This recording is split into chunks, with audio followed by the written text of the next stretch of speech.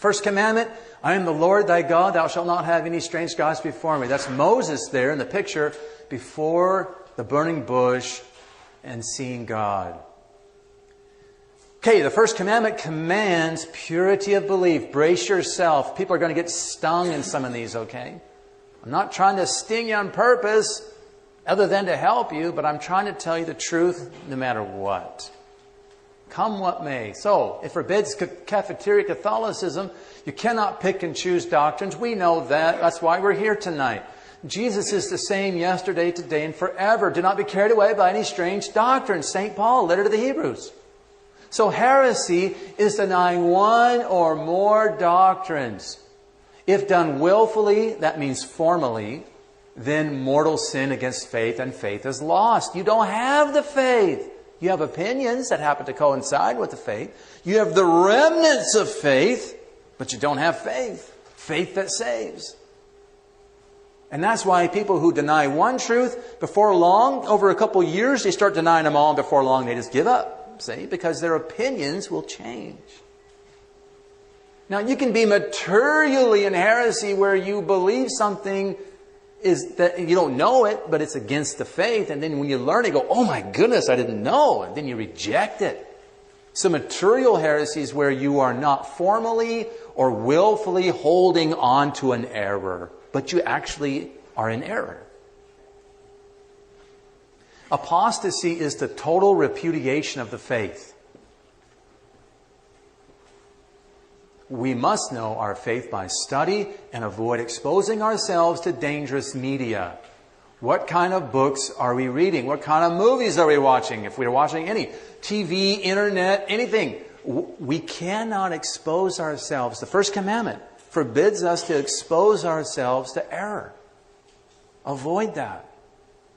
We don't want to endanger our faith. If you have doubts, we go to this old Latin phrase. This is of key importance. Credo ut intelligam. I believe in order to understand. Okay, you start with belief. I don't know why it's like this, but I believe it because God said so. Then once I believe it, then I start looking into matters, and with God's help, the help of His church, the fathers, the doctors, the saints, good priests, all of a sudden I go, I get it, I get it, I get it. And we go along and we understand all of a sudden. Belief precedes understanding. We believe first, then we understand. We should not omit praying acts of faith regularly to support and to build up our faith. We should be praying to God our acts of faith regularly. Like the Apostles' Creed at the beginning of the Rosary, that's an act of faith. But you should also know your act of faith. Oh my God, I firmly believe that Thou art one God in three divine persons, Father, Son, and Holy Ghost, etc., etc. Okay, purity of profession. If we believe, now we got to act on that belief. We have to profess our faith, not just verbally, but how I act. What do I do? So without faith, it's impossible to please God, St. Paul says. Well, we have to have faith. We have to please God. Well, we must pass along and defend the faith, especially when obliged. So I'm a priest. If I hear someone telling me something erroneous, I'm obliged to correct them as best I can, under the circumstances, if they're open. Sometimes they're not. Parents, they got to correct their children. They just can't let them sit in error. Come home and tell you something that's not right, you got to say, whoa, this is how it is, son. Teachers need to correct students. So willful omission would be a sin. If I willfully omitted a correction that was due, that would be sinful. Out of human respect, we often do that. We're afraid. Why be afraid? It's better to die for the faith than anything else. Active cooperation is in non-Catholic religious practices is forbidden. This is so important. This comes from that textbook, 1959, folks. 1959. This is not that long ago. Active cooperation or participation, in other words, in non-Catholic religious practices is forbidden by divine positive law. This is not man-made. This is from God. Whoever disowns me before men, I will in turn disown before my Father in heaven. So, to join in any false or unauthorized worship implies a denial of faith. And this is harmful.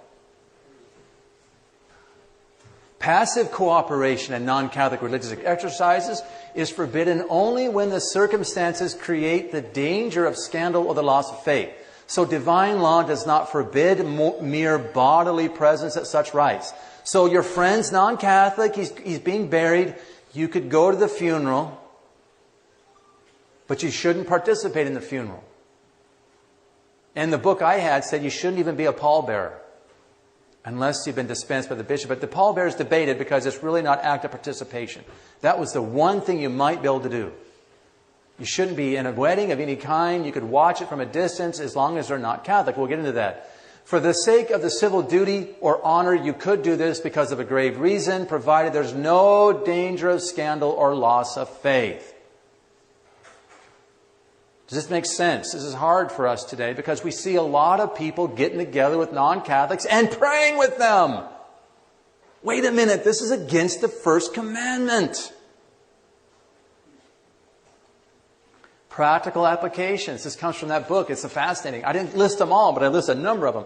Catholics may not act as sponsors, that's active participation, at a non-Catholic baptism.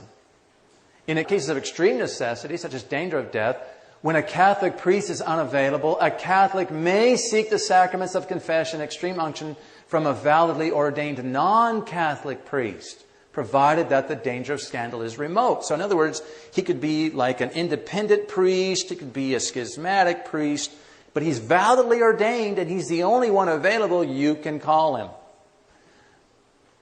A Catholic nurse may, at the request of a non-Catholic patient, inform a minister that a member of his church desires a visit. A Catholic hotel owner may post notices of non-Catholic services in his lobby. A Catholic publisher may accept similar notices for his paper. And I'm talking about a public, a city newspaper, not like a Catholic diocesan newspaper. These are merely information services which do not imply any promotion of the worship involved. So you're allowed to do that. That's as far as it goes. The Catholic nurse may not urge the services of a non-Catholic religious officials upon her patients. Nor may Catholics promote advertisements which urge people to attend the church of your own choice. These activities actively promote worship which the church knows to be false. I mean, this is like foreign to us today, I think, huh? Or to contribute to the false principle of indifferentism that one church is just as good as another. The Psalm says all the gods of the Gentiles are devils. Now, generally, Catholics may not be official witnesses, bridesmaids, or best men at non-Catholic weddings, for this is active participation in their worship. So let's say you have a non-Catholic friend and they're getting married legitimately in their way of thinking and all that. One of them is not Catholic. You could go and passively witness their marriage, but you should not actively participate in the wedding.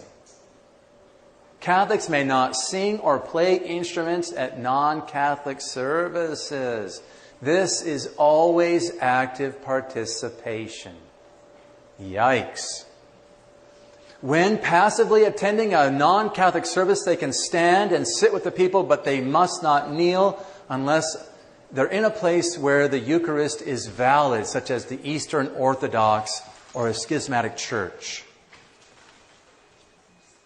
More applications still. Catholics taking oaths in civil courts may use whatever Bible is presented as a general usage for all citizens, but I would bring my Douay Rheims if I were going.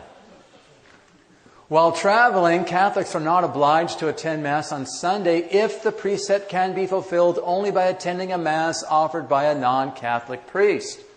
Such attendance is active cooperation and an unauthorized act of worship. So in other words, there's an independent priest offering a Mass down the street. No, I can't go to that. It's better not to go at all. Love finds a way. If you love God, you find a way. Now, near relatives, especially parents, brothers and sisters, could rarely have reason sufficient to justify their presence at a non-Catholic marriage ceremony for a Catholic member of their family. To attend such a ceremony would seem to approve the breaking of solemn laws of the Church and would almost certainly give rise to grave scandal. That's right from this textbook. Catholics may not attend anti-Catholic funerals, like a Masonic funeral. If Catholics pray privately with non-Catholics, it is understood that whatever prayers are used do not contain any false doctrines.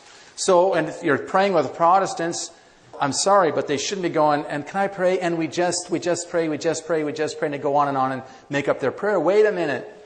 We don't know what you're going to say. And I'm going to make sure if we're going to pray a formula that's approved by the Church. So I know it's hard when you have a Catholic member of a family getting married outside the Church. It takes heroic virtue, it seems now, to say, look, I can't attend. It hurts me too. It hurts me that you're doing this to Jesus. When Jesus witnessed the wedding at Cana in Galilee, that's the answer to these people. You say, well, is Jesus going to be there? Well, what do you mean is Jesus going to be there? Well, who represents Jesus? The priest. Is the priest going to be there? Well, no. Well, is Mary going to be there? She was there at Cana.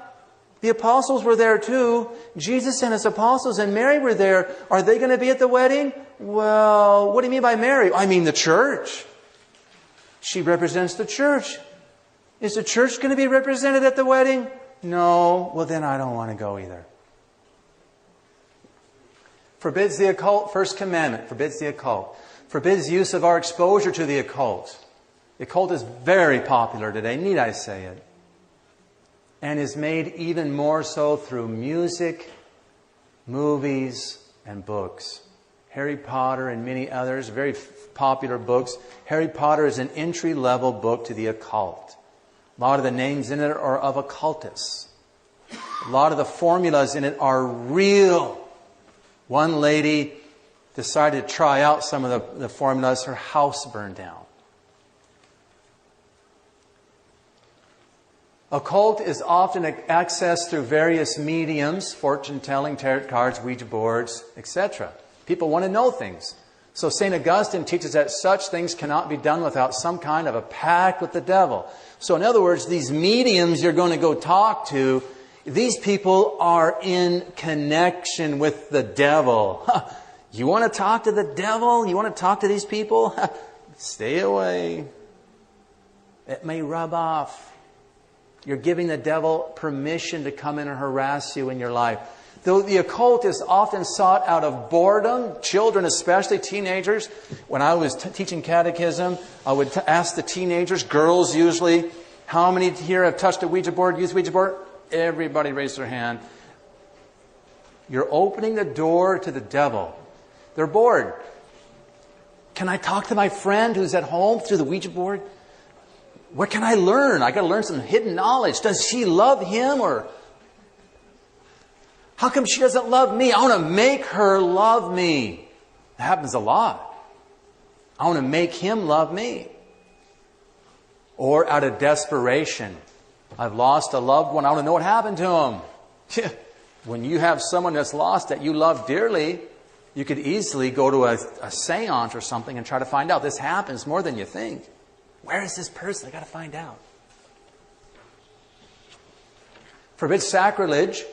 The commandments are hierarchically arranged. If we commit a sin against the flesh and then present ourselves for Holy Communion or other sacrament like marriage or confirmation, then we add a first commandment sin onto the lesser, let's say the sixth commandment sin, sin of the flesh. You think about that. You've jumped a sixth commandment sin, which God is very merciful and forgiving. You've jumped into a first commandment sin. You've insulted him directly. One was a weakness. Now it's like, bang, in your face, God. First commandment sins are very serious. Very serious. The same holds for those who dispense the sacraments. Okay? In other words, if I'm going to dispense the sacraments, I need to be in a state of grace. If I'm not in a state of grace, then I add sacrilege onto my duty to dispense the sacraments. How many of these extraordinary ministers are in a state of sin? They're just adding sin onto sin. Very serious to be distributing, touching, dealing with the sacraments of the church. Any simulation of a sacrament is gravely sinful. So marriage by justice of the peace or other is a simulation for a Catholic. It's not a real marriage. You've acted like you're getting married, but you're not. Once again, we don't have Cana. It wasn't present. Jesus wasn't there. Apostles weren't there. Mary wasn't there. Married in one church and then go to another to repeat the ceremony to please the families. This happens in a lot of places where you have like an Orthodox getting married to a Catholic. The Orthodox don't accept our wedding, so the couple get married in the Catholic church and they go to the Orthodox church and they get remarried in front of their minister to please the family. Simulation of the sacrament, mortal sin. Witnessing of invalid marriage, that's a grave sin. Talked about that. That is simulation. You're witnessing a simulation. Bad confessions. If the priest knows the person is not ready for confession or ready for absolution, but gives him absolution anyway, then it's a simulation. It doesn't work, and it's a mortal sin on the part of the priest.